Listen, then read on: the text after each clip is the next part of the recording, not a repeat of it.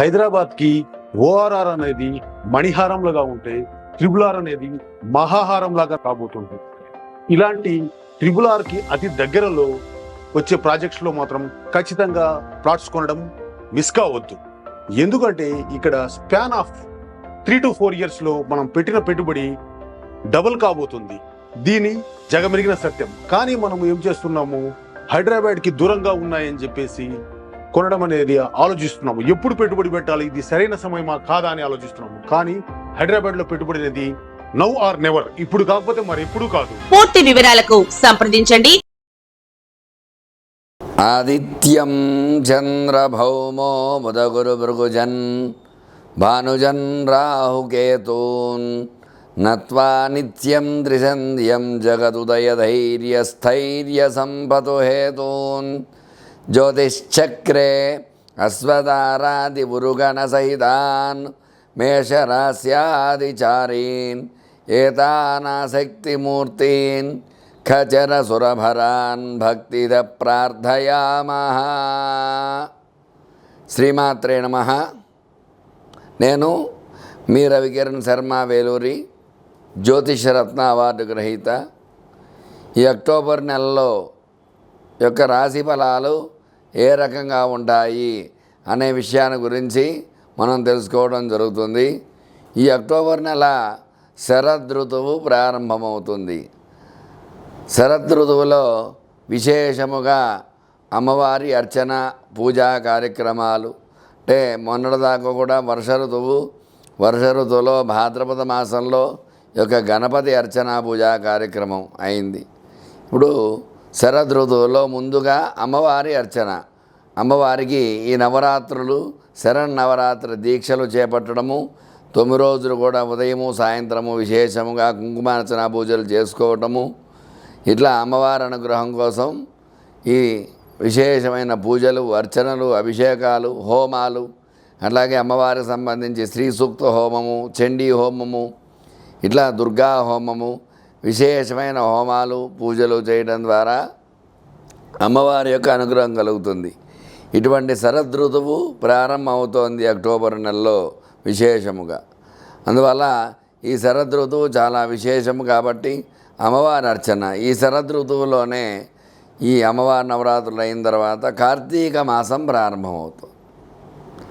అందువల్ల ఈ శరదృతువు ప్రారంభానికి పునాది అక్టోబర్ నెల. ఈ అక్టోబర్ నెలలో విశేషముగా ఏ రాశి వారికి ఏ రకంగా ఉండబోతోంది అనే విషయాన్ని గురించి సవివరంగా చెప్పడం జరుగుతోంది.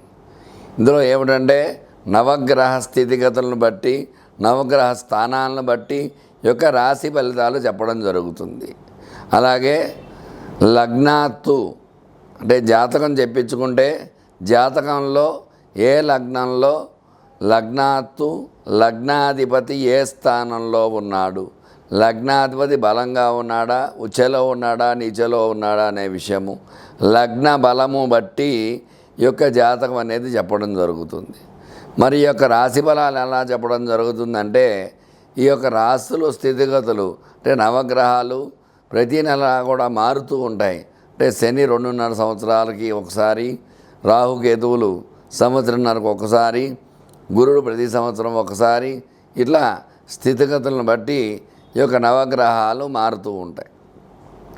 ఈ నవగ్రహ మారడాన్ని బట్టి ఈ రాశిలో ఏదైనా గ్రహం ఏ రకంగా ఉంది అనే అవగాహన బట్టి ఈ యొక్క రాశి ఫలాలు చెప్పడం జరుగుతుంది. కాబట్టి ముందుగా ఈ యొక్క రాశులు 12 రాశుల్లో మేషరాశ్యాధిపతి కుజుడు, అట్లాగే వృషభ రాశ్యాధిపతి శుక్రుడు, మిథున రాశ్యాధిపతి బుధుడు, కర్కాటక రాశ్యాధిపతి చంద్రుడు, సింహరాశ్యాధిపతి రవి, కన్యా రాశ్యాధిపతి బుధుడు, తులారాశ్యాధిపతి శుక్రుడు, వృశ్చిక రాశ్యాధిపతి కుజుడు, ధనురాశ్యాధిపతి గురుడు, మకర రాశ్యాధిపతి శని, కుంభరాశ్యాధిపతి శని, మీనరాశ్యాధిపతి గురుడు.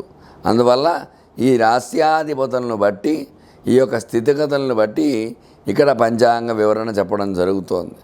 అందులో భాగంగానే ఈ యొక్క 12 రాశుల వారికి ఈ యొక్క అక్టోబర్ నెలలో ఏ విధంగా ఉండబోతోంది, ఎవరు ఎలాంటి ఈ యొక్క పరిహారాలు చేసుకోవాలి, ఎలాంటి ఇబ్బందులు పడుతున్నారు, ఆ ఇబ్బందుల నుంచి ఎలా బయటపడతారు అనే విషయాన్ని గురించి ఇప్పుడు వివరం చెప్పడం జరుగుతుంది. నమస్కారం, నేను మీ రవికిరణ్ శర్మ, వేలూరి. మీనరాశి వారికి అక్టోబర్ నెలలో ఏ రకంగా ఉండబోతోంది అనే విషయాన్ని చెప్పడం జరుగుతుంది.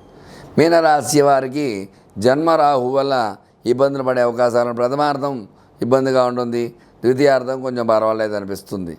అవి వృత్తి వ్యాపారాలు ప్రతికూలంగా ఉంటాయి. ఎందువల్ల అంటే ఈ రాహు వల్ల ఈ యొక్క సమస్యలు వచ్చే అవకాశాలు ఉంటాయి, తగు జాగ్రత్తలు వహించాలి మీనరాశి వారు.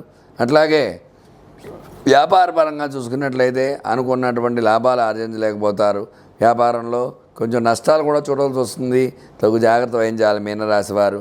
అలాగే వివాహ ప్రయత్నాలు చేసేవారికి ప్రథమార్థం కంటే కూడా ద్వితీయార్థమే అనుకూలంగా ఉంటుంది. వివాహ ప్రయత్నాలు అనుకూలం కొంచెం తక్కువగా ఉంటుంది. సంతానం గురించి కూడా ఎదురు చేసేవారికి ఒక 15 రోజుల పాటు చేదు అనుభవం ఉంటుంది. తర్వాత ఏమన్నా శుభవార్తలు వినే అవకాశాలు కొద్దిగా ఉన్నాయి కాబట్టి ప్రథమార్థం సంతానానికి ప్రతికూలంగా ఉంది అన్నమాట, తగు జాగ్రత్తలు వహించవలసి వస్తుందన్నమాట. అలాగే ఈ యొక్క ఆరోగ్యపరంగా చూసుకున్నట్లయితే రాహు వల్ల ఈ యొక్క నరాల బలహీనత, నరాలకు సంబంధించి వ్యాధులు, కళ్ళ సమస్యలు వచ్చే అవకాశాలు ఉంటాయి. కళ్ళు సంబంధించి వ్యాధులు వస్తాయి, తగు జాగ్రత్తలు వహించవలసి వస్తుందన్నమాట. అలాగే ఈ యొక్క సినీ రంగంగా చూసుకున్నట్లయితే ప్రథమార్థం అనుకూలతగా లేదు, ద్వితీయార్థం అనుకూలంగా ఉంది కాబట్టి అనుకున్న సినిమాలు ప్రథమార్థంలో రిలీజ్ కాకపోవడము, ఆలస్యం అవడం అలాంటి అవకాశాలు ఉంటాయి, ద్వితీయార్థంలో రిలీజ్ అయ్యే అవకాశాలు ఉంటాయి అన్నమాట. అలాగే రాజకీయ రంగంగా చూసుకున్నట్లయితే రాజకీయ నాయకులకు ప్రతికూలతలు వచ్చే అవకాశాలు ఉన్నాయి, అనుకూలతల కంటే కూడా ప్రతికూలతలు ఎక్కువగా ఉన్నాయి, తగు జాగ్రత్త వహించాలి. వీళ్ళు ప్రజాదరణ కోల్పోవటము, మాటలు పట్టము, చేస్తారన్న వాగ్దానాలు చేయలేకపోవడం ఇట్లాంటి ఇబ్బందులు పడుతూ ఉంటారు. స్టాక్ మార్కెట్ పరంగా చూసుకున్నట్లయితే స్టాక్ మార్కెట్లో కూడా నష్టాలు చూడాల్సి వస్తుంది, తగు జాగ్రత్త వహించాలి, లేదంటే ఇబ్బందులు పడే అవకాశాలు ఖచ్చితంగా ఉంటాయన్నమాట. అలాగే రియల్ ఎస్టేట్ పరంగా చూసుకున్నట్లయితే రియల్ ఎస్టేట్ వ్యాపారం చేసేవారు కూడా ప్రతికూల యోగాలే ఉంటాయి, తగు జాగ్రత్త వహించాలి. అలాగే ఈ యొక్క ఉద్యోగ ప్రయత్నాలు, విద్యా ప్రయత్నాలు చేసేవారికి గురుడు బలంగా ఉన్నప్పటికీ కూడా కొంచెం ప్రతికూలతలే ఉంటాయి, ప్రథమార్థం కంటే కూడా ద్వితీయార్థమే అనుకూలంగా ఉంటుంది.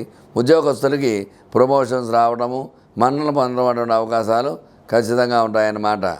అలాగే ఈ యొక్క మీనరాశి వారికి మొత్తం మీద చూసుకున్నట్లయితే ఏలినాడు శని ప్రభావం అనేది ఉంటుంది. ఈ యొక్క వ్యయ స్థానంలో శని సంచారం వల్ల ప్రతికూలతలు ఉన్నాయి కాబట్టి తగు జాగ్రత్తలు వహించినట్లయితే అనుకూలతలు వచ్చే అవకాశాలు ఉన్నాయి. మరి వీళ్ళు ఏం చేయాలి అంటే ఈ యొక్క రాహుకి శనికి జపాలు చేసుకోవడం ద్వారా అనుకూలతలు వచ్చే అవకాశాలు ఉంటాయి. లేదు ఆదివారం నాడు ఈ యొక్క నాగబంధం అంటే జంట సర్పాల దగ్గరికి వెళ్ళి చక్కగా పాలు సమర్పించి చిమిలి నివేదన పెట్టడం ద్వారా అనుకూలతలు వచ్చే అవకాశాలు ఖచ్చితంగా ఉన్నాయి.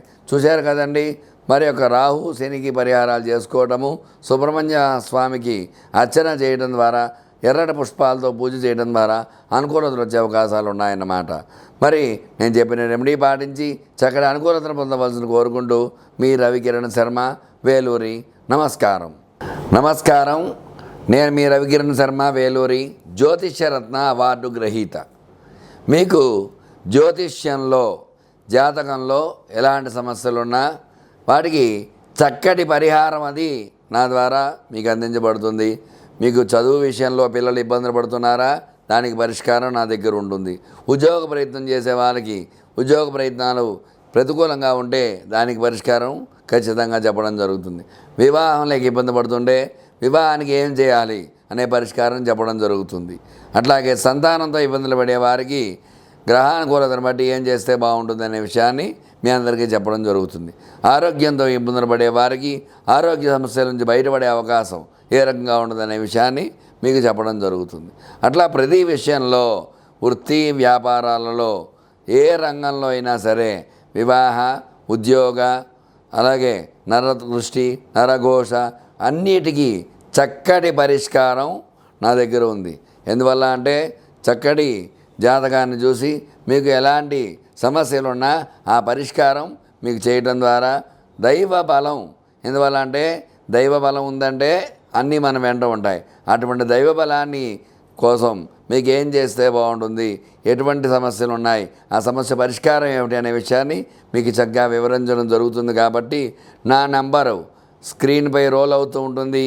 చక్కగా నాకు ఫోన్ చేసినట్లయితే మీకు ఎలాంటి సమస్యలున్నా ఆ సమస్య నుంచి బయటపడే అవకాశం ఉంటుంది. కాబట్టి చక్కగా నన్ను సంప్రదించినట్లయితే గ్రహానుకూలత మీకు కలిగించి మీ కోరికలు నెరవేర్చేలా చేస్తానని చెప్తూ మీ రవికిరణ్ శర్మ, వేలూరి.